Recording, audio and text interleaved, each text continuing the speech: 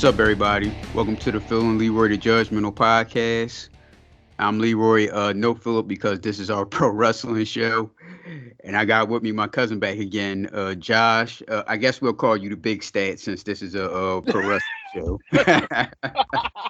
What's happening, man? What's happening? All right, so what's been going on? Nothing, man. Watched Forbidden Door. Then Money in the Bank. Last night. Mhm. I have some choice words about Money in the Bank, but we gonna get off topic about it right now. We can talk about it after we done these reviews because I didn't see it. But you can go Yeah. ahead and talk. I already know who like won, lost, anything, so you're not going to like spoil it for me. But Okay, we can talk about it. So who cooking out tomorrow? man. What I'm probably gonna do, man. I got friends floating around Leland and stuff, and around the county. Probably just gonna hit up a couple barbecues there and stuff. Uh-huh. How about you? Well, shit, I'm a pescatarian, so ain't too many barbecues for me unless somebody gonna barbecue some fish, and no, I don't want no potato salad or anything like that. So Mm-mm. One thing my mama taught me: you don't eat everybody potato salad. right. You don't do that now. Yeah. Ah. Mm. Uh, so we're going to review AEW, New Japan Pro Wrestling, Forbidden Door, and then we'll review. Did you seen the Dynamite show, right? Blood and Guts. Oh yeah. Yeah. Oh, okay, so we'll review both of those, and then you can give us your Money in the Bank review after we're done. Okay. So real quick, I'll just go into the buying real quick. I'm not going to do any details. We have Yoshihashi and Hiroki Goto beat Aaron Solo and QT Marshall at 8:54. And we have Nick Comoroto versus Lance Archer. Lance Archer beat Nick Comoroto at 6:08. That was just pretty much a squash match. Alex Marvez interviewed Clark Connors for the upcoming what was it, a four-way? Yeah. Four-way? For the Yeah. All Atlantic title. Yeah, so the main event for the buy-in was Keith Lee and Swerve Strickland versus Yoshihabutu Camarado and El Desperado. Uh, I like both Camarado and El Desperado are really very slept on too. I don't like how they doing this. Oh, I'm sorry. Did I say who won? Keith Lee and Swerve Strickland won at 12:04. I'm sorry, that wasn't the main event because I forgot the Max Caster match. Um, I don't like how they trying to tease that Strickland and Keith Lee is breaking up so soon. Yeah. Yeah, Yeah. I mean, if like I said, if it was me, that they should stay a tag team. Both of them work well together. So, and right. I never liked Swerve Strickland as a heel, even when he was in NXT. So, Hmm. you know, So the final match for the buy-in was Max Caster, Billy Gunn, and Austin Gunn and Colton Gunn beat Yamato, Alex Coughlin, Kevin Knight, and a KDC. Those are New Japan Pro Wrestling Dojo guys from LA. It wasn't really a match. It was just only to set up for Max Caster to break up, well, to claim to break up with the Guns. That's pretty much was all they were there for, just to show them breaking up. Mm-hmm. So we got the start of the pay-per-view was the 6-man. We got Eddie Kingston, Wheeler Yutu, Sean Yamato versus Chris Jericho, my boy Minoru Suzuki, and Sammy Guevara. They started off with a clip showing Jericho attacking Urimino in 2018. I think it was 2018. This was when he was a young lion, so he didn't have the whole get up he has now. Jericho started off with Yuto, who hit him with a 6 rolling German suplexes. Yuto followed up with a crossface that was quickly broken up by Guerrero. Both teams started brawling around ringside where Umino hit Suzuki with forearms with no effect. The match settled down in the ring to Guerrero and Yuto. Umino got the tag and kept looking over for Suzuki. That's another story too. So it was pretty much two stories in the match. The story was Jericho attacking Umino, and Suzuki always attacks young lions. So that's why he kept looking and seeing where Suzuki was. That's his thing. That's Suzuki's thing. Mm-hmm. Suzuki dropped Kingston with a forearm with the crowd behind him. Kingston came back with a machine gun chops on Jericho and sent Guerrero flying to the floor with one chop. Suzuki caught Kingston with an arm scissors and the ropes, leading to Jericho attacking Kingston's arm. Suzuki hit the PK kick on Kingston for a near fall. Suzuki, Guerrero, and Jericho each locked one of their opponents in a submission hold in a clever spot. Guerrero drove off the top into an exploder suplex from Kingston. Umino took Suzuki out with an elbow and a drop kick, then got a near fall with a fisherman suplex. Guerrero hit a shooting star press to the floor on Umino. Yuto and Kingston followed with dives on their own. Suzuki teased his own dive, but it took Umino with a forearm instead. Kingston hit a backdrop driver on Guerrero and locked in a stretch plum, but Suzuki broke it up. Kingston hit Suzuki with a backfist. Everyone started to hit crazy moves on everyone else. Jericho a suplex on Kingston, Guerrero a cutter on Umino, and Euro with a splash from the top on Guerrero. Guerrero hit a knee on Umino, and Jericho followed up with a cold breaker for a near fall. Umino hit Jericho with a power slam from the middle of the rope for a near fall. That was a good spot right there. Yeah. Conti distracted Wheeler. Yuto and Guerrero was able to blindside Yuto with a GTF on the floor. Guerrero caught Umino with a back shot, but he still got the rare near fall on Jericho with a brain buster. Umino locked in a busting crab, but Guerrero broke it up with a pair of super kicks. Suzuki took Kingston out with a God-style power driver. This left Umino 3-on-1 with the heels. Even though he managed to dispose of Suzuki and Guerrero, Jericho hit Umino with the Judas effect, and Jericho got the pinfall. So with the win, Jericho had the team advantage in the blood and guts on Dynamite. It was 18 minutes, 57 seconds. What's your thought on a match? Man, look, that was look. All right, let me just go ahead and start by saying that Forbidden Door was solid all around.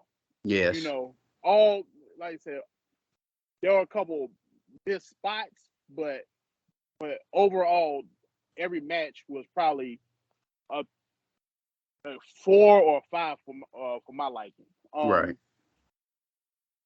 Nah, but this was a good match. And if you're not a New Japan fan or you never seen the product, this is an education. Yeah. This is an education in, you know, Japanese strong style on how they wrestle and stuff. But um, all six participants did excellent, man. It was awesome. Like, and I know the last time I gave a lot of shit about Sammy Guevara. Mm-hmm. He's not he's a good wrestler. He just but on the microphone or his personality, he's just a one trick pony. But Right. that didn't matter in the match. But the match was solid. And everybody gives shit about Eddie Kingston. He don't look like a wrestler. My counter is, what do a wrestler look like nowadays in 2022? Yeah. These days, pretty much.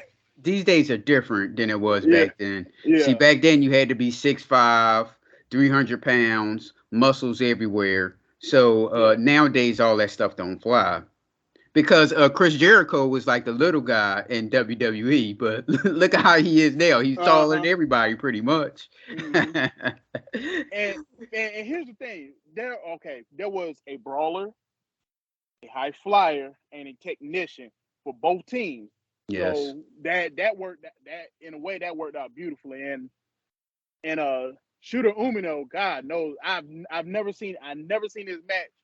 I was deeply impressed on how he performed and stuff. So and to give you a backstory uh, about Chris Jericho and that young lion at the time, that was the head referee's son. Yeah. Red shoes. Yes. So, Mm-hmm. but he looked good. I think he's gonna be a star to make him. That's great minds think alike again. This is again what we did at a couple of straight times last time. Yeah, I wrote down Umeno looked like a star. yeah. Jericho versus Umeno down the line. This was before the angle. You know, I wrote all this stuff before the Oh yeah. angle they shoot. So yeah, he absolutely looked like a star, and hopefully they do something with him in the near future. I think they will. Him and Aussie Open. Aussie Open looked awesome. What was that? Dynamite last week, not the Yeah, Wednesday past. You know, the Wednesday after before. You know, yeah. before the Blood and Guts. Yeah, Hmm. Aussie Open looked awesome, and I seen Aussie Open one time, and they look totally different now than they did when I first saw them. Oh yeah. And I guess with them aligning themselves with Will Ospreay, and the United Empire, like I said, they got an edge with them. Yep.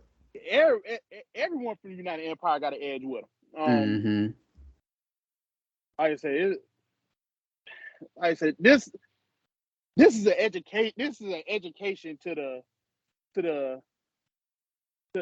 greenhorns that's in New Japan, because there's even wrestlers on that I've never seen before. I was impressed with. So Right. So next we have a tag team three-way for the IWGP champions. IWGP is the New Japan Pro Wrestling Tag Team champions. We have, as Josh mentioned, we have two of United Empire, Jeff Cobb and Great Khan versus Roppongi Vice, which is Trent Beretta and Rocky Romero versus FTR, Dax Harwood and Chris Cash Wheeler. I always want to call him Chris for some weird reason. They did an angle where, in the beginning, where Dax Harwood hurt his shoulder. Well, I supposedly some people say it was an angle, other people said it was real. So, what was it? Do you know? I think it was. I don't think it was a work. I think that was real. I think he generally jammed up his shoulder a little bit, but Oh, but like but like us boys from North Carolina, we're gonna get up. We're gonna get up and finish the match. so this left Wheeler alone to be double teamed by the United Empire. Trent got the tag from Wheeler and took out O'Khan with a half and half suplex. Beretta went up for a spinning DDT on Cobb, but Cobb blocked it. Roppongi Vice and United Empire brawled on the floor where Beretta hit O'Khan with a spear. Back in the ring, Beretta hit a sliding knee strike on O'Khan for two. Cash tagged himself back in and took the fight to United Empire. The match broke down while Wheeler was crawling to his corner with no one to tag. Hardwood came back to the ring with his shoulder taped up. Hardwood got the tag from Wheeler, took the fight to Cobb and O'Khan. Hardwood took out O'Khan with a clothesline and hit a three rolling German suplexes on Cobb. The crowd was even more behind FTR than they was before. Yeah, they was too, by the way. Yeah. Oh, by the way, I'm reading these from the Wrestling Observer review, WrestlingObserver.com review, or it's Figure Four Weekly, or Figure Four Online. I'm sorry, .com. That's where I'm reading this from. Beretta and Harwood teamed up to suplex Cobb, and Wheeler flew in off the top with a splash for two. Wheeler and Romero teamed up to spike power drop O'Khan. Beretta went for strong zero on Cobb, but Cobb countered with a power bomb. Cobb hit a standing moonsault on Romero. Then O'Khan tossed Beretta into a German suplex from Cobb for a near fall. Romero took out Wheeler and O'Khan with a toupee. Then teamed up with Barrera for a strong zero on Cobb for a near fall. Harwood tagged himself in and got caught with a O'Connor roll that was definitely three, but only supposed to be two. That was funny too, by the way. Yeah. Like I said, missed spots. Yeah, the crowd had got on the ref for that. Out of nowhere, Wheeler and Hardwood hit the big rig on Romero and got the pin. FTR are now the IWGP, Ring of Honor, and AAA Tag Team Champions. I wrote down. First, what was your thoughts? No, oh my God, like I said, shout out to FTR. Matter of fact, quick backstory. Dax Hardwood, he wrestled. This was way before I started. Way before I started wrestling. He wrestled in the same promotion that I worked in, so I love that. But that was a great match. That was tag team wrestling. Tag team wrestling has fell under the wayside, and it's not as popular as it once was. But thank God for teams like Great O'Connor and Jeff Cobb and FTR, because and this is no shade to Roppongi Vice, because they were tag team champions in Japan, and there's no shade to them. But like I said, that was a great match. It was storytelling 101 from a tag team perspective. So like I said, that was to me, that was a 5-star match. So I thoroughly enjoyed it. I had to go back and watch it again and stuff. So that was a damn good match. Yeah, I have wrote down a great match, but was it too short?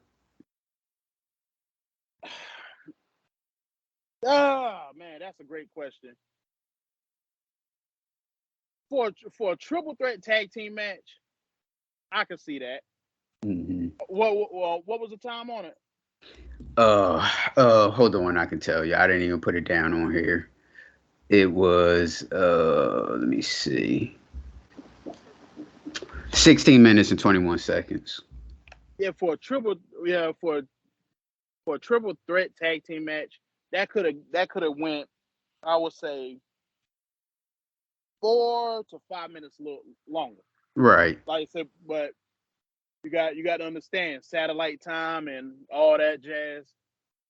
Like I said, they told a great story from top, middle, and end. So I can't say nothing. I can't say nothing bad about it. Right. So Tony Schiavone interviewed Juice Robinson and Jay White. Juice Robinson stole Will Ospreay's IWGP US belt. It's the US belt, right? That Will Ospreay has, yeah. So he stole his US IWGP US belt, and he's holding it. So that's the angle they got going on between them two. Next up, we have a 4-way match for the AEW All Atlantic title. Malachi Black, Pac, Miro versus Clark Connors. I'll read it, then I'll go in. Miro dominated most of the match, but Pac came out with the victory. I'm sorry. Let me start back from the beginning. Pac and Black went after each other early on. Connor tried to lay low until Miro dug him into the fist fight. That was funny how he was just standing there, wasn't I don't know. Now was that planned or because he was just like standing there, like wasn't doing anything? I think it was planned, but I think Connor's just I think this is his real first match outside of Japan. So so it could be that bright lights could have got to him a little bit. Like I said, I don't think it was personally. I don't think it was planned. I think the main story was Pac versus Black. Right. Black got a leg lock on Connors, and Miro pulled him out of the ring by his hair and kept him from submitting. Miro caught Pac coming off the top with a fallaway slam. Miro hit a Uranage on Connors. Uranage is kind of like, how do I explain it to people? It's kind of like a choke slam. Yeah, it's like a choke slam with a rock bottom. Yeah, at the all in once. Yep, that's exactly how you. Yep, exactly. Black and Miro worked over Pac with stomps, occasionally getting in each other's way. Miro dumped Black on the floor, then caught Pac with a spine buster for a near fall. Miro set up a macha kick, but Pac caught him with a super kick, and then took out Black with a palancho. Pac hit the shotgun drop kick on Mero, then German suplex Black right on his head, nailed him right on his head too, right on top of his head. Black hit Pac with a knee strike. Connors hit a suplex on Black, but couldn't do the same for Mero. Black dropped to the floor and pulled out a table. Black leaned the table against the ring barrier. After Mero and Black teased putting the other through the table, Connors speared Mero through the table.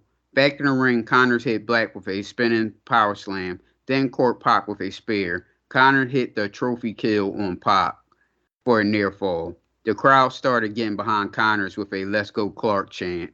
Connors ran into a super kick from Pac. Pac went for the Black Arrow, but Malachi Black caught him.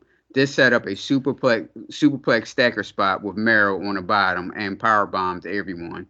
Mero tossed out Black and Connors, hit the macho kick on Pac, then locked in the game over. Black hit Mero with the Black Miss. Pac tried to lock Connors up in a hole, but Pac came off the top of a Black Arrow, then locked Connors in for the Bruiser to get the tap out and the All Atlantic Championship. 15 minutes and 5 seconds. What was your thoughts on it? Man, fatal 4 ways, 3 ways. Like I said, it's a lot to take in. It was a lot to take in for that 15 minutes. Like I said, it was a solid match. Don't get me wrong. I kind of want to see what they do with Malachi Black and Mero. I think Pac and Malachi Black. I think they should go ahead and just dead that whole feud. But I kind of want to see what they do with Mero after getting the Black Mist sprayed to the face, because like I say, once you seen how Pac got hit with a Black Mist, Pentagon Jr. and Julia Hart. I kind of want to see what they do with Mero now, because he's the Redeemer. He's supposed to be God's favorite champion, or whatever. So right. Yeah, but like I said, and Clark I was kind of rooting for him, man. I really was. Damn. Like I said, yo, he did that spear that he did, man. Like I said, that looked like it cut him. It cut Pac a little bit. So yeah. That's funny. Great minds think alike again, because I wrote shout out to Clark Connors. He was barely in the match. Hopefully AEW will use him again. I said the same thing about Clark. He's gonna be nice. Yeah. Yeah. I like I said, and I think they're going to. I kind of like the fact that that New Japan and AEW working together like the old WCW worked with New Japan back in the day. Right. Like I said, to me, I think it's a beautiful correlation with a beautiful relationship that they have. Mm-hmm. Next up, we got Sting, Darby Allin, and Shingo Takagi versus Bullet Club members Young Buck and El Phantasmo. The Young Bucks was back in the Bullet Club for one night only. Well, I assume they all was in back in Bullet Club. Well, we'll get to that later. Sting was introduced with the other baby faces, but did not come out. When the Young Bucks and Phantasmo came out, the arena went dark and the lights came back on. Sting was standing on the entrance tunnel and dove off the top into the Bullet Club team.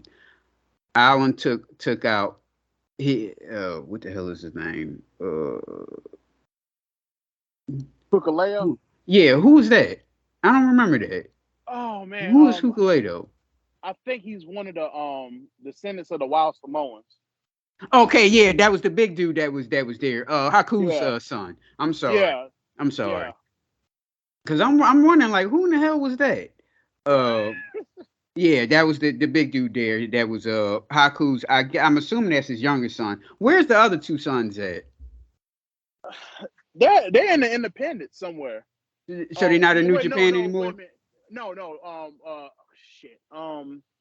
They're in New Japan. Like I said, Oh, okay. ever since they got kicked out of Bullet Club, they kind of fell by the wayside.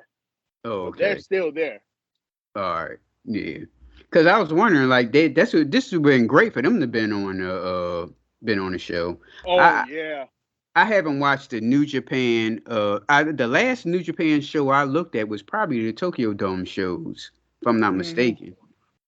Wrestle Yeah. Kingdom stuff like that. Yeah. Yeah.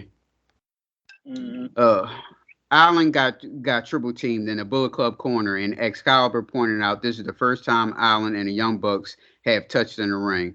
Alpha Tasmo and Mac Jackson competed to see who could do the most over exaggerated setup into a back break. The crowd loved it. Allen Yeah. got hung up in the corner and triple drop kicked by the Bucks and Phantasmo. Allen came back with a German suplex on Phantasmo. Allen caught Phantasmo with a code red and tagged Shingo. Tagagi took the fight to the Bucks, getting a near fall on Nick Jackson after a twist and snap suplex. Tagagi hit a Death Rally driver on Nick and tagged in Sting. Phantasmo tried to give Sting a purple nurple, but it backfired and Sting hit the Stinger Flash. Hukaleo distracted the ref and Phantasmo low blowed Sting. The Young Bucks invited Sting to a super kick party, but Sting RSVP no sell and took them out with a clothesline. Sting got to tag the Island, who went for a coffin drop, but Matt got his knees up. The Bucks hit Island with more bang for your buck, and Phantasmo came out the top with a splash for a near fall. The Buck hit dives on Shingo and Island and on the floor, and Phantasmo followed up with a work walk moonsault on the floor. Sting teased his own dive on a Bullet Club, but they cut him off with a triple super kick. The Bucks went in for a BTE trigger, but Sting ducked and hit the Bucks with a double Scorpion Death Drop. Sting gave Phantasmo a purple Norpro and a low blow. Allen took out Hikudelu with a coffin drop on the floor. Back in the ring, Tagagi and Phantasmo were legal, and Tagagi got a near fall with a purple bomber. Shingo hit the Made in Japan on Phantasmo and got the pin at 12:59. What's your thoughts of the match? All right. There was a spot that it was first and foremost. I'll give it a 3 out of 5, only because like I say it was solid. But here's my thing: there was a spot that Sting missed, and if you saw it, you could see Nick Jackson point Sting back in the ring. Like I said, I have no problem with Sting.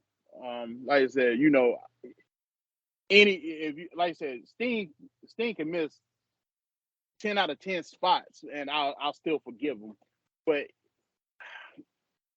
if people going to hate me for this, but I honestly think Sting need to go ahead and wrap it up as far as wrestling.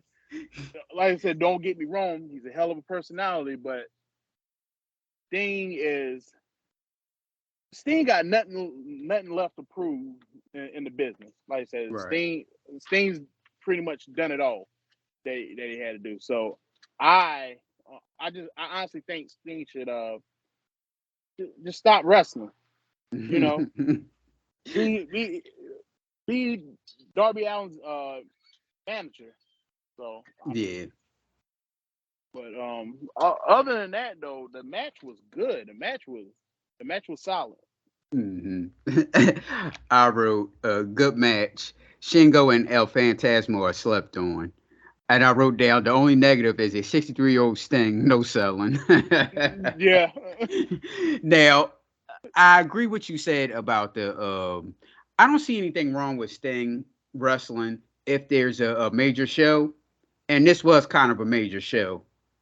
No, don't get me wrong. I'm not disputing the fact that that what I'm saying is, like I said, to me,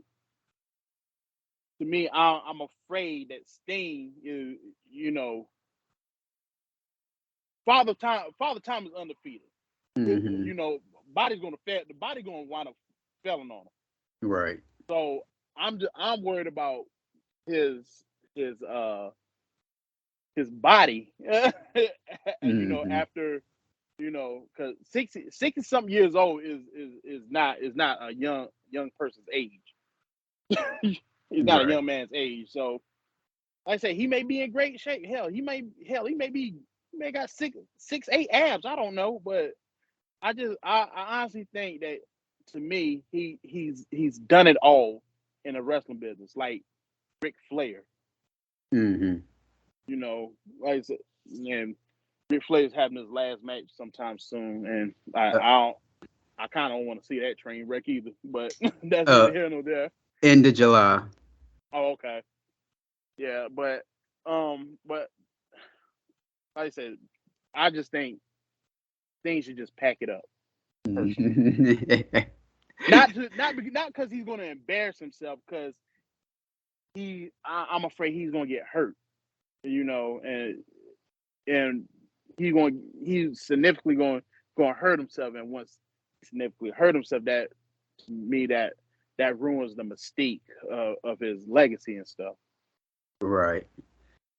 So Tony Schiavone interviewed Umanino, but Jericho interrupted and hit him with a fireball. And I said, "Well done. That's just what they needed to do, Mm. because because he needs to come back and do that run like he's trying to chase Jericho or Oh whatever." yeah, oh yeah.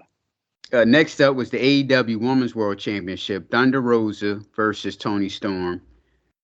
But the match was pretty much technical early on until Storm nailed Rosa with an aggressive slap. Rosa caught Storm with a leaping cutter and some diving drop kicks against the ropes. Rosa got a near fall with a Northern Light suplex. Storm countered with a Fire Thunder driver with a roll up, but Rosa rolled through it and caught Storm with a double stomp. That was a good spot right there. Yeah, it was. Storm tried a spinning DDT on the floor, but Rosa blocked it and hit a Northern Light suplex. Storm caught Rosa with a German suplex on the apron, then hit the spinning DDT on the floor. Back in the ring, Storm murdered Rosa with a hip attack and got the near fall with a DDT. Rosa hit a running knee strike for a Death Valley driver. Rosa planted Storm with a Fire Thunder driver, but it only got two. Rosa went for a kick, but Storm caught her with a German suplex instead. But Storm's left shoulder was hurting, and Storm couldn't hit the Star Power driver. Rosa hit Dustin Rhodes' finisher, the final reckoning, and got the pinfall. 10 minutes and 10 minutes and 40 seconds. What was your thoughts? That was a good match. Yeah, that was a real solid match.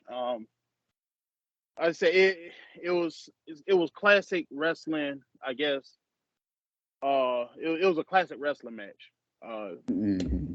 Um, I everybody gave Thunder Rosa a lot of shit for what happened with her and Maria Shafir.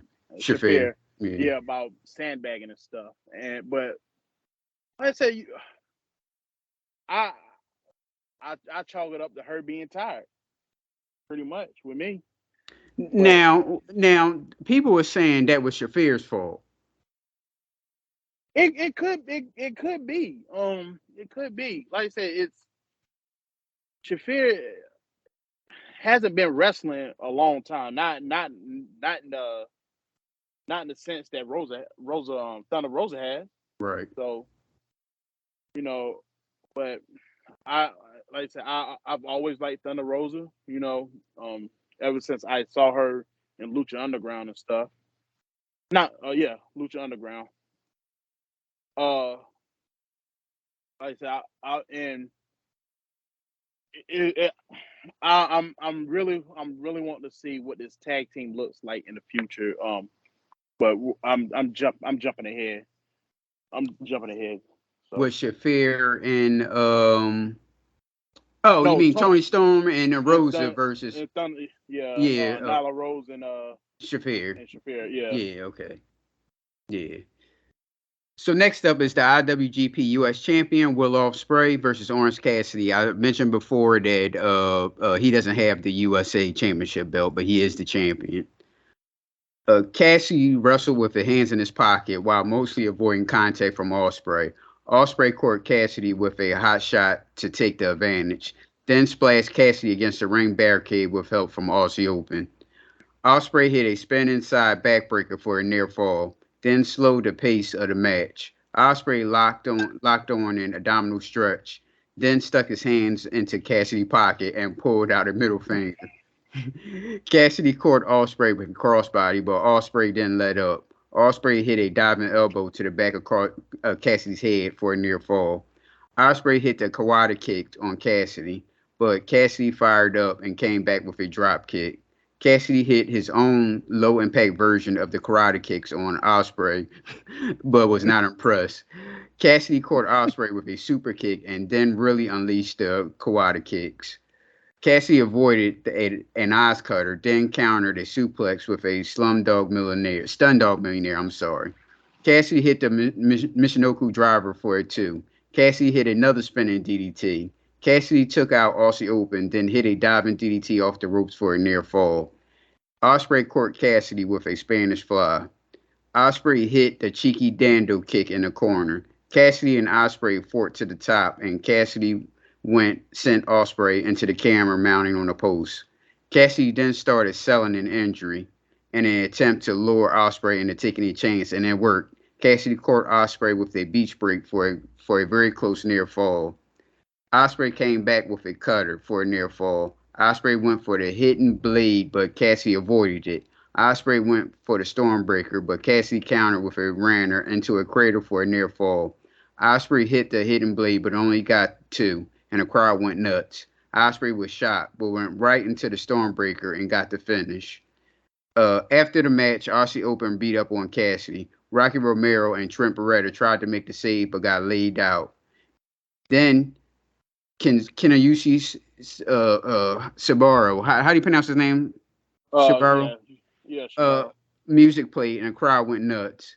Shibata, that's how you pronounce it, Shibata. Shibata took Okay. out Aussie Open, then hit Osprey with a pump kick in the ring. Shibata hit the corner drop kick on Osprey and went to a rear naked choke, but Aussie Open pulled Osprey out the ring. Shibata and Cassidy had a standoff in the ring, and Cassidy gave Shibata the sunglasses and thumbs up.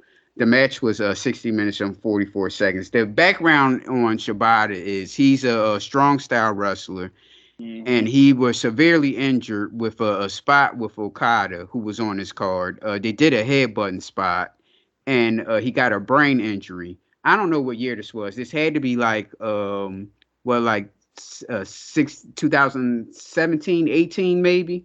Yeah, Yeah. somewhere around there. So he got the brain injury and almost died.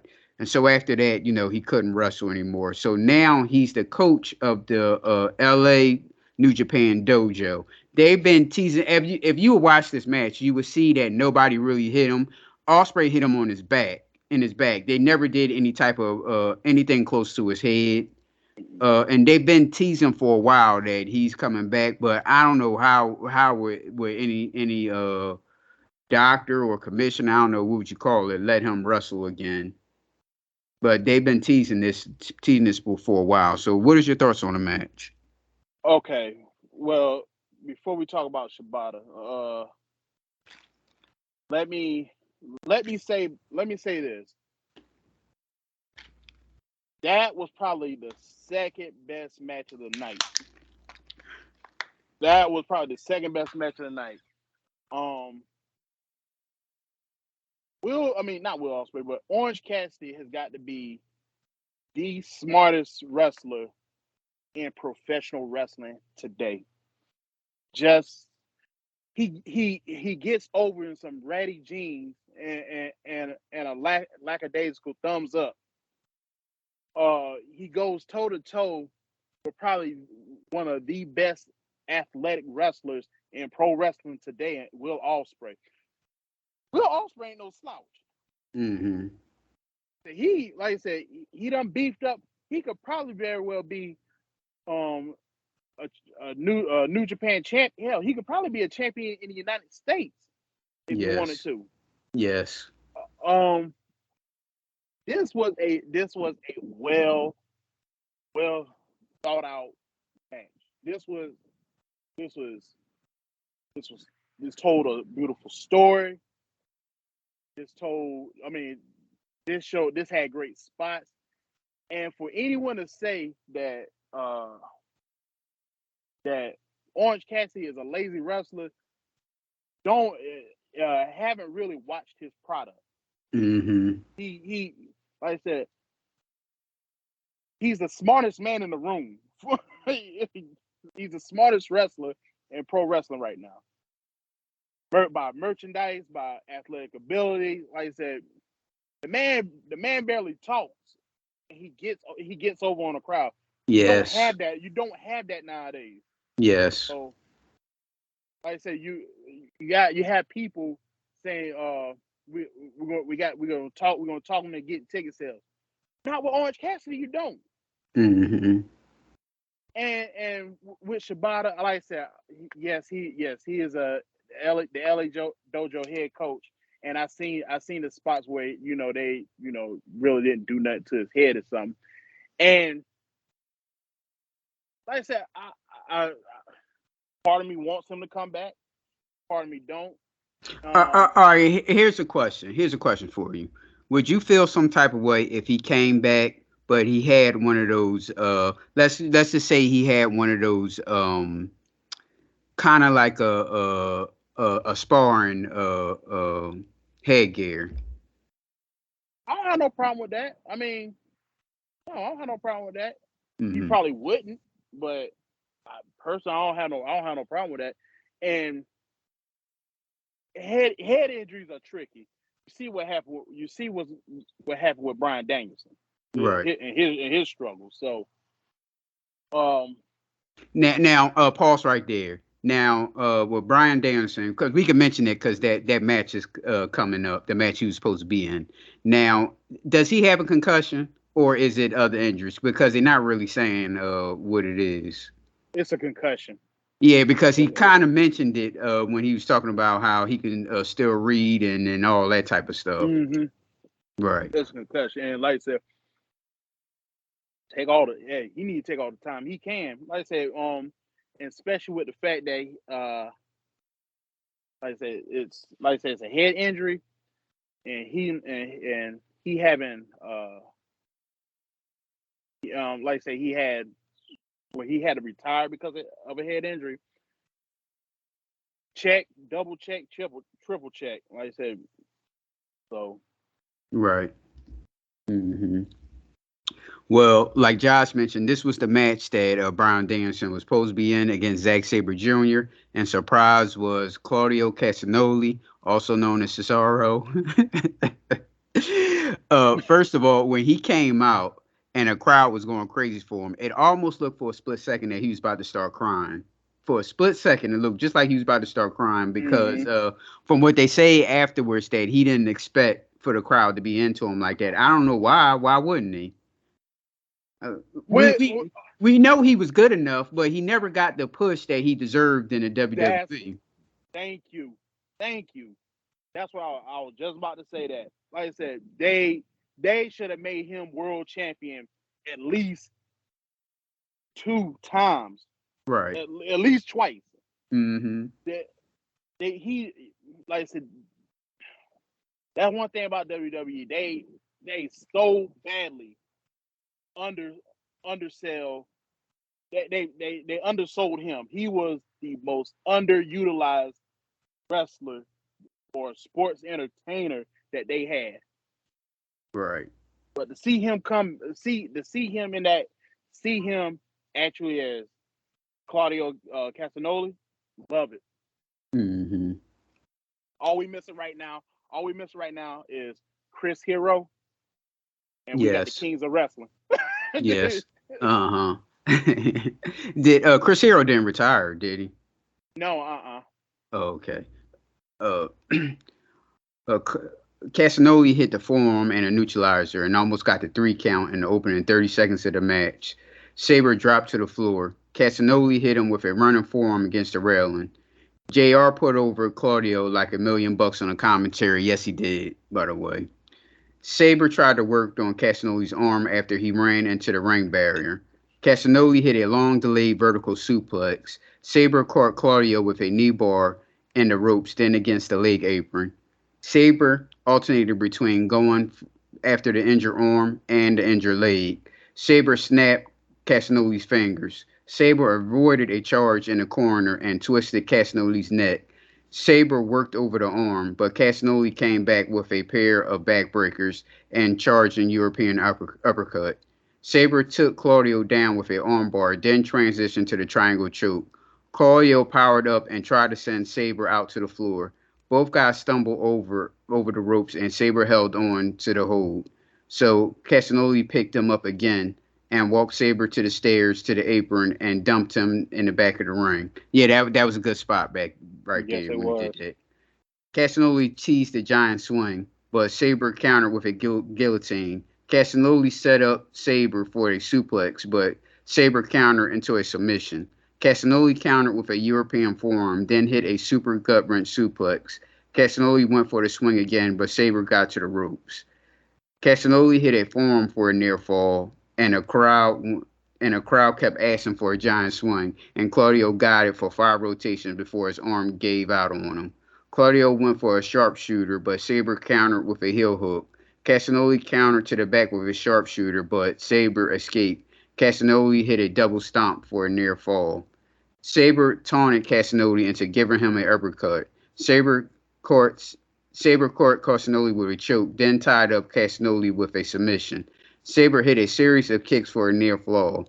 Claudio hit a pop-up uppercut and then a arm trap power bomb to get a pinfall. What was your thoughts on the match? Man, if you don't know who Zack Sabre Jr. is, then in the pro wrestling world, then you're living under a rock. I mean, Mm-hmm. personally, like I said, he is Luthez and Bret Hart. Zack Sabre Jr. personality is dry, but Jesus Christ, that man can wrestle. He knows every submission within a submission within a submission. It's like watching him is like watching what's that movie? That with what's that movie that Christopher Nolan did with Leonardo DiCaprio? Inception. Mm-hmm. Like I say, he's got for every move that you know, he got 2 or 3 ways to counter it. So, but that was a real good match. Like I said, Yes. Claudio Castagnoli. Like I say, that to me that was probably one of my favorite wrestlers in WWE. Yep. So, but like I said, I'm glad to see he's you know wrestling. And I'm pretty sure that AEW is going to shower him with championships. Lord knows he deserves them. Mm-hmm. I wrote down it was a great match. This was the second match I was looking forward to. The first match was the Orange Cassidy and Ospreay match. Mm-hmm. Yeah, those two didn't disappoint me. Mm-hmm. That was a solid match, though. Yep. Uh, Next up was a four-way match for the IWGP World Heavyweight Champion. We have champion Jay White versus Okada versus Hangman Page versus Adam Cole. Cole tried to make a deal with White to work together against the baby faces. Again, this is like I said about a one night what's the group Bullet Bullet Club. Club, Bullet Club, yeah. This was a Yeah. one night Bullet Club, so they tried to make a deal with each other because they were both Bullet Club members. They didn't say that in the commentary, but Mm-hmm. yeah. But most of the early portion of the match was White paired off with Okada and Page paired off against Cole. White and Cole suplexed Page into the entrance ramp. Back in the ring, Cole hit a hangman's neckbreaker on Okada. Cole caught Page for a pump kick. Page came back with faraway slam on Cole, a palancha on White, and then a top rope lariat on Cole for a near fall. Page went for a somersault, but Cole caught him with a super kick. This left Okada against Cole and White. Okada caught Cole with an elbow and White with a flapjack, then drop kicked Cole off the turnbuckle. The fight went to the floor and Okada tossed Cole and White over the barricade, then dove into both men over the barricade. Back in the ring, Okada locked Cole and a money clip. White broke that up and planted Okada on the mat with a Seattle suplex. White went for a German suplex on Page, but Page flipped through and got a jackknife cover for it too. Cole turned on White with a backstabber and a Yushinoriagi for a near fall. White took Cole down with a chop, then court him, Okada, and Page and sleeper suplexes. Okada and Page exchanged booyah forearms with Cole and White. Page caught Okada with a boot, Cole with a clothesline, and White with a sit out power bomb for a near fall. Page then came off the top rope with a moonsault to the floor on Okada and Cole. Guido tried to interfere. Guido was with Jay White, Bullet Club. Page went for a buckshot again, with White avoided. Again, Guido was Okada's. When Okada was on a rise, he was his manager. Back then, he turned on Okada and went to Jay White. Yeah. Page countered into a dead eye, and then Page then hit the buckshot layer, and Okada broke up for the pin. This left Okada Page in the ring. Okada went for a tombstone, but Page escaped. Okada went for the Rainmaker, but Page avoided that and went for the buckshot. Cole tripped up Page with and let me see. This is another one where they mess up with the wording. Cole tripped up Page. Cole got a what was it? The spot was when Cole got the Panama Sunrise. That's what happened. Yeah. Okada countered with a net breaker and then dropped a top rope elbow on Cole. Cole avoided the Rainmaker and got a pair of super kicks for a near fall. Okada came back with a drop kick but missed the Rainmaker. Okada hit a landslide on Cole, went for another Rainmaker, but Rock ran in and hit Okada with a Blade Runner. White dumped wiped up Okada and then pinned Cole for the victory. Now, the Okada and Cole spot was when Cole got a concussion. So the match ended very weird because of the well, you didn't know that? No, I didn't know that. Yeah, that's why I ended it weird like that. And you see how he was laying on the ground and he just like never moved. Yeah, that's why. And that's why I ended weird because he had that spot got a concussion in that spot. The match was 21 minutes and 2 seconds. I wrote down it was a great match, but the finish was bad because of Cole's concussion. It's not their fault. I mean, what's your thoughts? Now, when you got something like that, you got to take it home quick. You got to take it home for the benefit of the for the person that's hurt. So so shout out to the other three for recognizing that. Now the match, I mean the match was good, but the lead up to it was a lot better. Like I said, that took a lot of it had to take a lot of planning from New Japan and AEW. Like I said, Okada was a champion, lost to Jay White, I think at Dominion. Cole, I mean, no, not Cole, but Hangman won Okada, but after that, like I said, Okada lost the championship. Jay White inserts himself as champion. Cole wants a piece of the action. It was good. It was really good. Like I said, the ending was funky, but like I said, you want to make sure that your guys in the ring come out unharmed per se. So right. Yes. So that, but like I said, that was a good match. Mm-hmm. Well, next up was the main event for the interim AEW World Champion. We have Jon Moxley versus Hiroshi Tanahashi. Tanahashi irritated Moxley with an air guitar annex early on, which gave Tanahashi an opening to work over Moxley's legs. Tanahashi tied up Moxley with a Indian deathlock. Moxley got the top rope, then hit a cutter out of nowhere. Moxley hit a double underhook suplex, then dropped Tanahashi with a power driver for a near fall. It seemed like there were some. Oh, this was when it was something going on in the crowd, and everybody like focused over what was going on in the crowd. Even the referee had turned over to look like something was going on, so it kind of like took everyone off the match for a split second. Mm.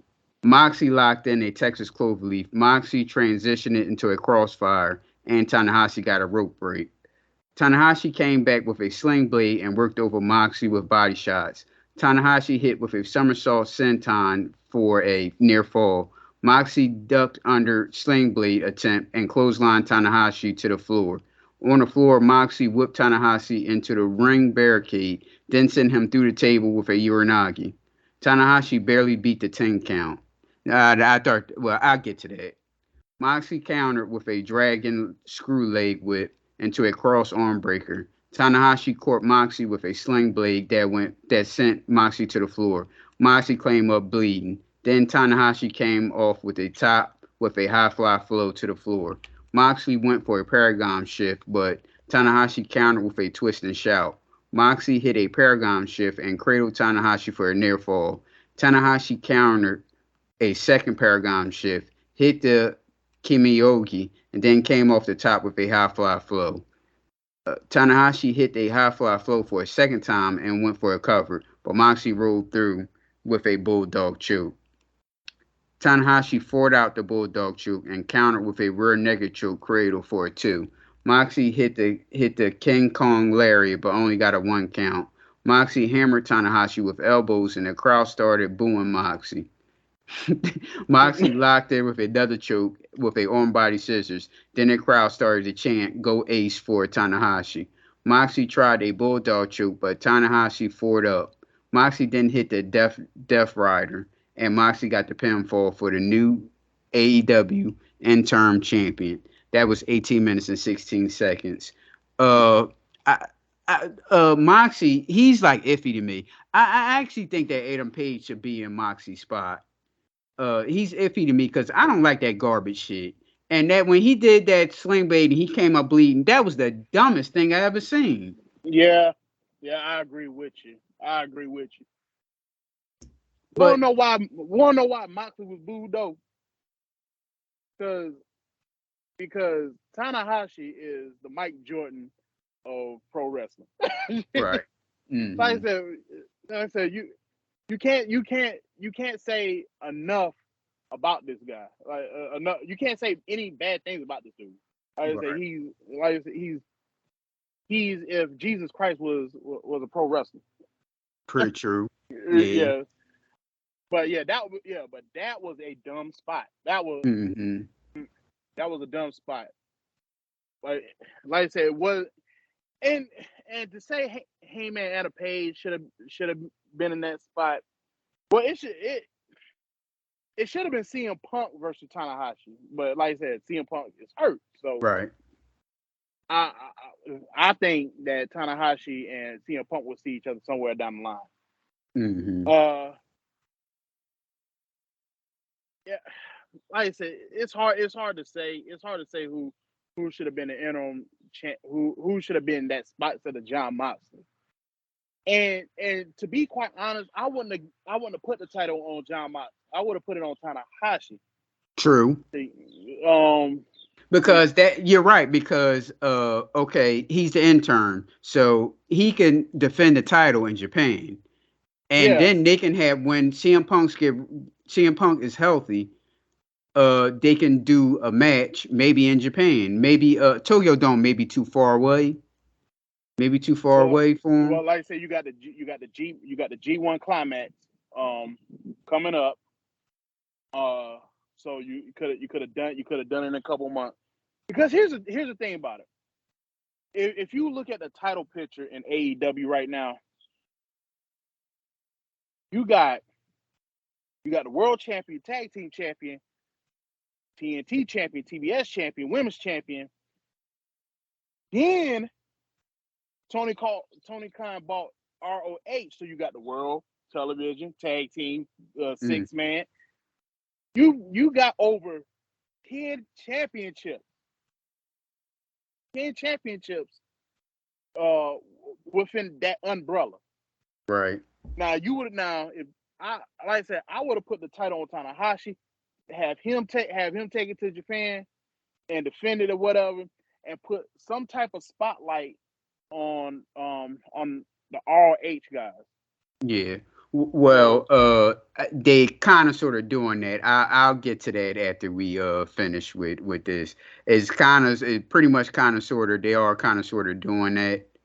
Especially with I can say with the Jay Lethal stuff, they're kind of sort of doing it. Yeah. Yeah. But yeah, okay, now we can go on the blood and guts. I'm not going to do the whole match review. I could just tell you the match and tell you what I thought about it. The first match, because it was short. The first match was Orange Cassidy versus Ethan Page. Boy, the crowd loved Orange Cassidy. Pretty much like you said, they popped big time when he walked in the ring. But he came out from using his old interest music. Mm-hmm. With the one that he used in the Independence, that blew up like crazy. So Mm-hmm. damn place went unglued. So yeah. Yeah, it was a good match. I like Ethan Page. Oh yeah, I do. I like Ethan Page. Yeah. So I wanted to talk about Blood and Guts because we was damn near close on this Christian Cage. We said that Luchasaurus would get injured, and Jungle Boy would try to Christian Cage would injure Luchasaurus. Luchasaurus would have been out, and Jungle Boy would have been chasing after Christian Cage. Yeah. But the question is Jungle Boy really hurt? He's hurt, no. right? Oh, he's not hurt? Oh, okay. No, he's not hurt. It's story. I think it's storyline. Okay, so we got it wrong. We was close. We was close as hell, but we got the guy wrong.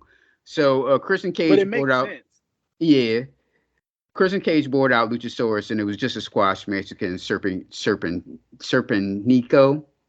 So Serpentico. Okay, so that was a quick squash match. Luchasaurus will be a good heel too, by the way. They got to use it right. Yeah, like I said, he was a good heel in Lucha Underground too. Yeah.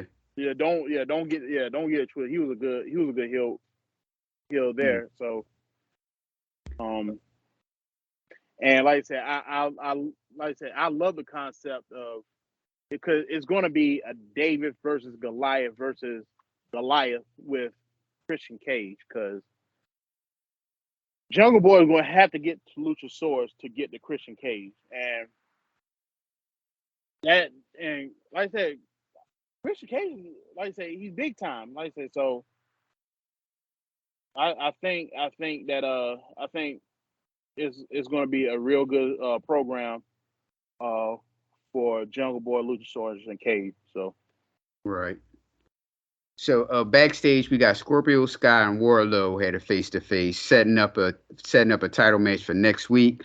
I just hope they don't put the title on Wardlow too quickly. Hopefully he'll either lose by interference, or disqualified, by interference. But I don't want to see him with the title now. Unless Scorpio Sky had a title for a little while. Like I've always had this theory in pro wrestling that the big man should forever chase a title. Mm-hmm. Not necessarily win it. I mean, sniff it, not necessarily win it. Like I said, he can win it and have it for a couple months, but have him in sniffing distance with the big man, which would be Wardlow. So let the mystique of Wardlow, and have him in sniffing distance of a title. And I think that's what they're going to do. Right. We have FTR, Dex Hardwood, and Cash Wheeler, and Danhausen beat the Max Caster and the Gun Club. I just don't get this Danhausen, because he really does anything. He's a comedy wrestler. He's a comedy wrestler in the shades of Colt Cabana, right? And Orange Cassidy. He gets over by his antics, by like I said, nowadays you don't some wrestlers you don't have to sell a move. You can sell your voice, you can sell your antics, and it wins over the crowd. Right.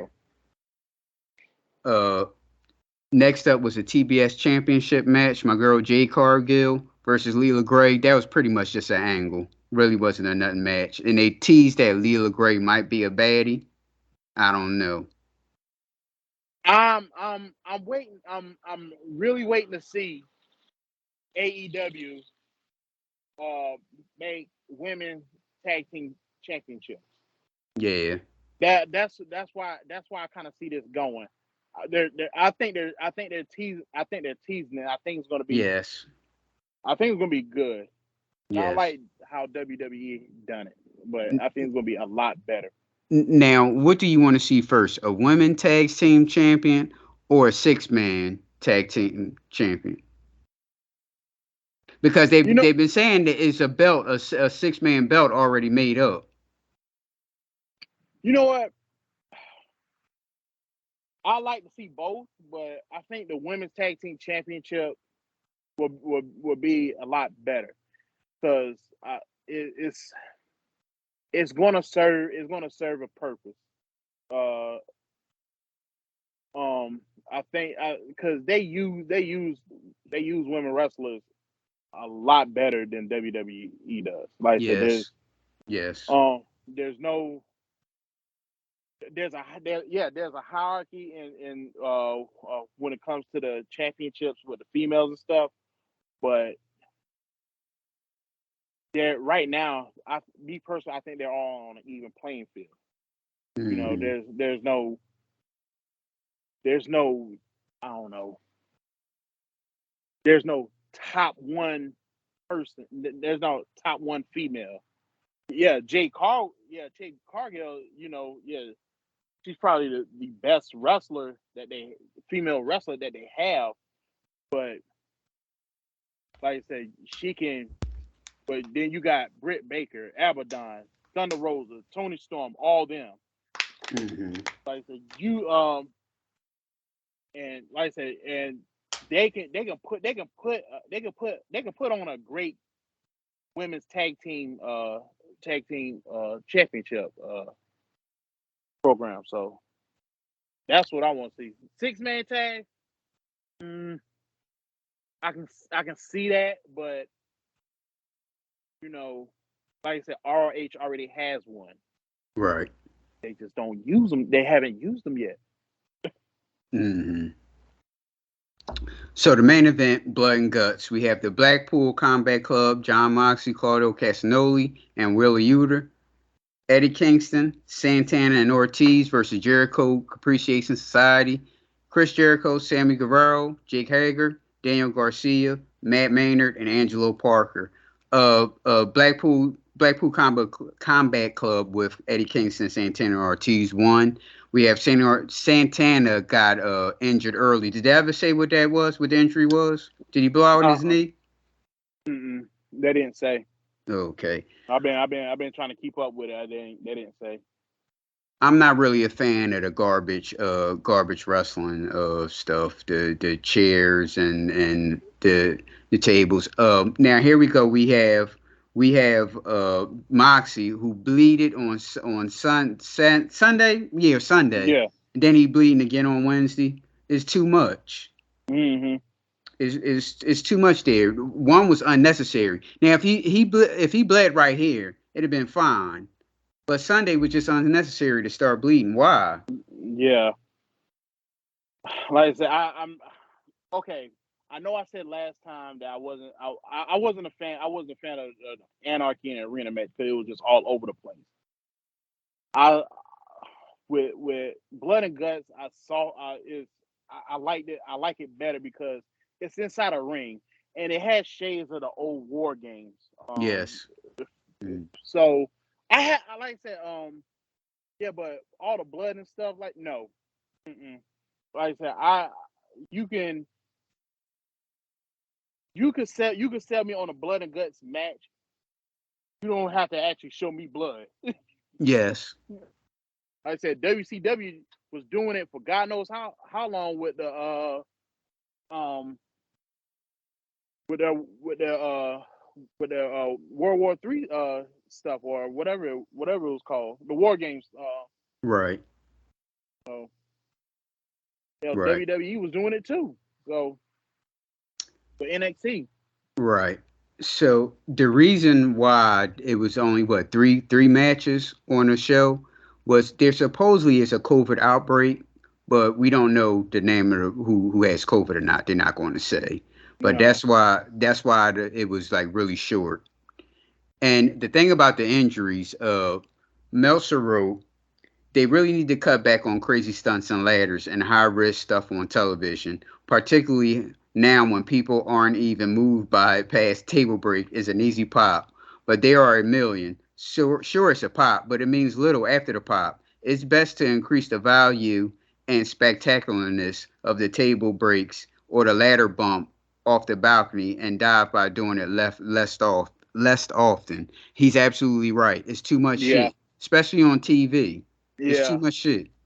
Yeah. Like I said, you can only get away with it for so long before the crowd be like, whoop de doo. He fell onto a table. He got hit with a ladder. Right. Like I said, but like I say, it's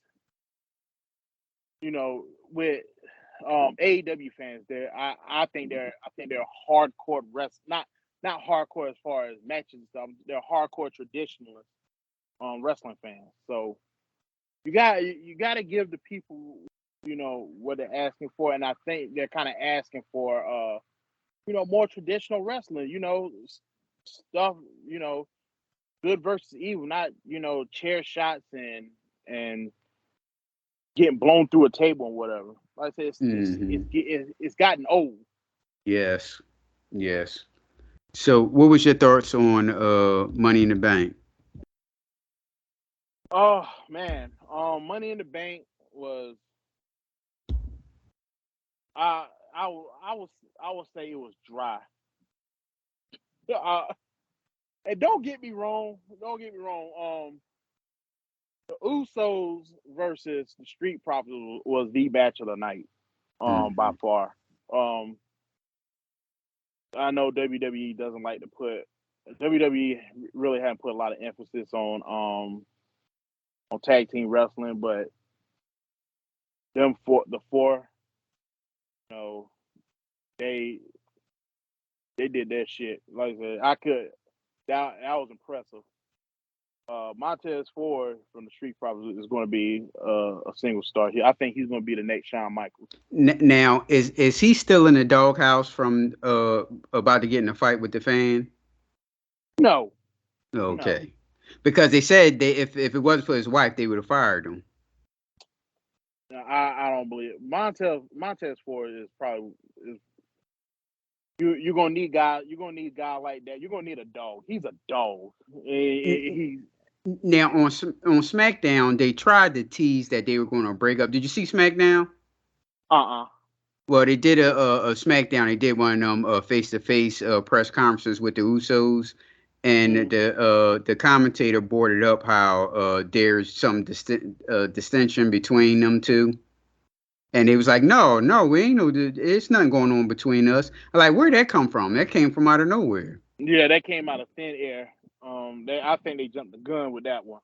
But I'll try to watch Raw tomorrow. But I honestly think I mean I personally I hope so. Montez Ford is the future. Like I said, I think he's gonna be the next best thing. Like I Hmm. said, and that's no shade to Angelo Dawkins. Angelo Dawkins, he does his thing, but I kind of I kind of see a lot of the Rockers with that team. Shawn Michaels and Marty Jannetty. Uh, like I said, Marty Jannetty and Shawn Michaels did their thing and stuff, but when when they had to split up and stuff, Shawn Michaels became an instant star, and I Right. think Montez Ford is going to be that instant star. And with Money in the Bank and stuff, Liv Morgan won the briefcase for the women's, and turned around there a couple hours later, beat Ronda Rousey, who just retained the SmackDown Women's Championship. Yeah, that's stupid. Yeah, but but that's the thing about it. That's the thing about it with WWE. It's you know it's you might well say kid friendly. Yes. It's if uh if you want to watch wrestle on a lot lower scale. I mean, not lower scale, but you want the bright lights and pretty faces and stuff like that. Watch WWE. Like I said, yeah, Liv Morgan. Liv Morgan winning the championship. What we do. But like I said, Exactly. but you got to understand, I'm not the traditional fan. Like I said, if I was a traditional fan, I'd probably be all the way through the moon about it. If I was a 13-year-old girl, I'd probably be through the moon. It, it, she done it, yay! Like I said, that's for kids. Mm-hmm. That's for kids. And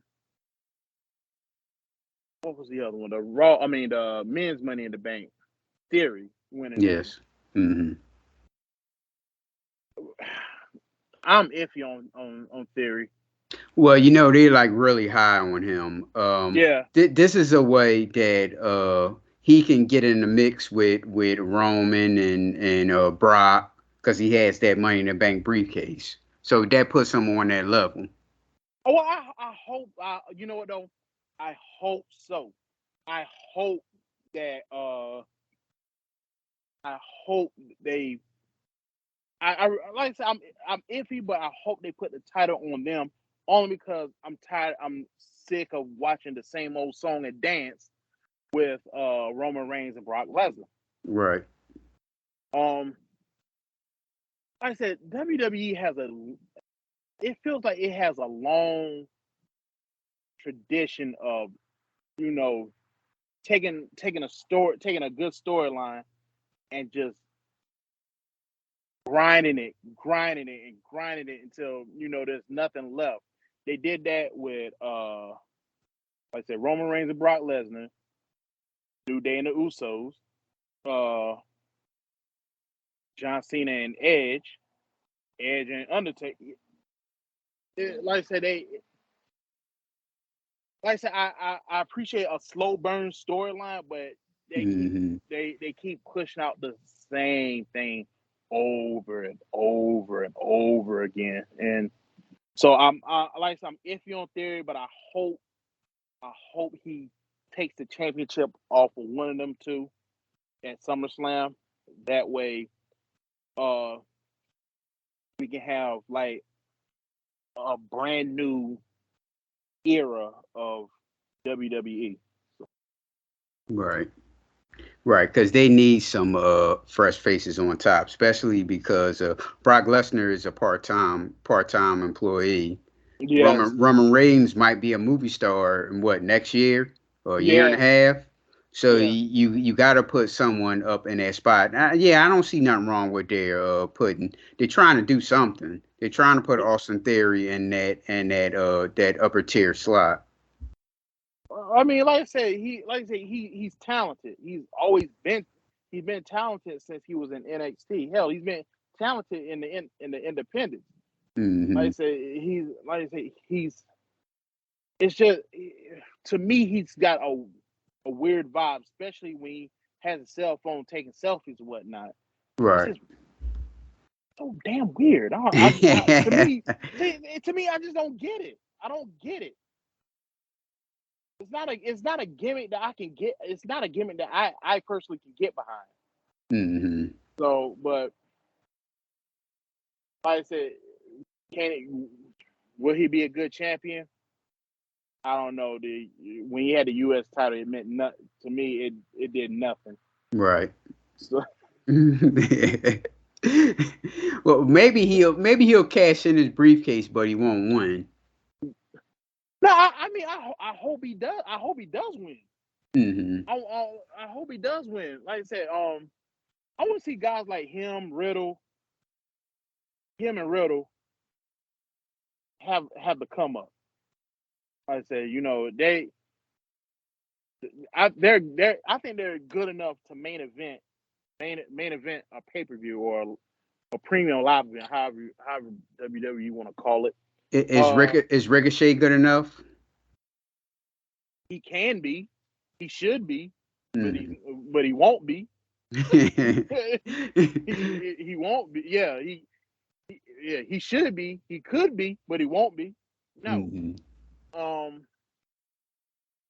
Like I said, Ricochet will probably go to AEW. Yes. Well, either fire him or just don't come back. Mm-hmm.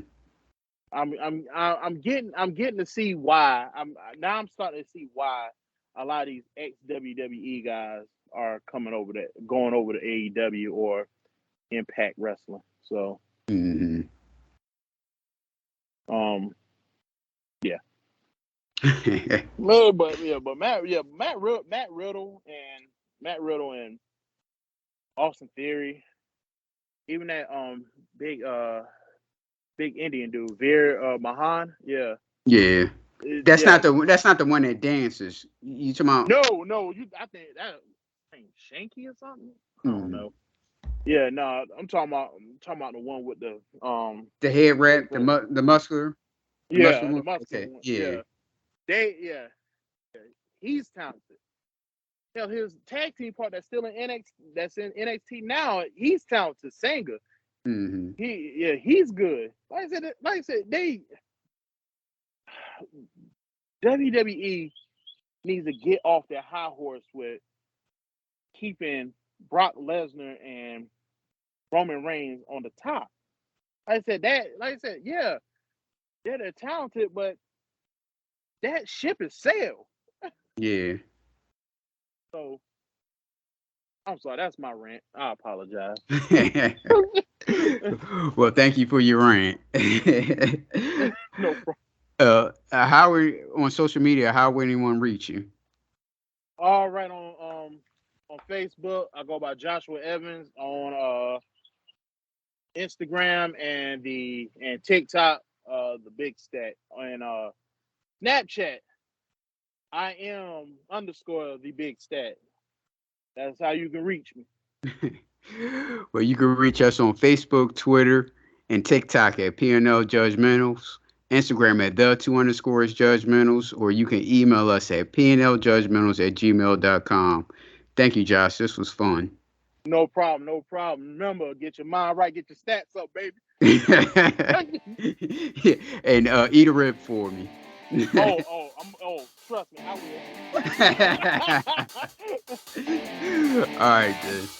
All right, man.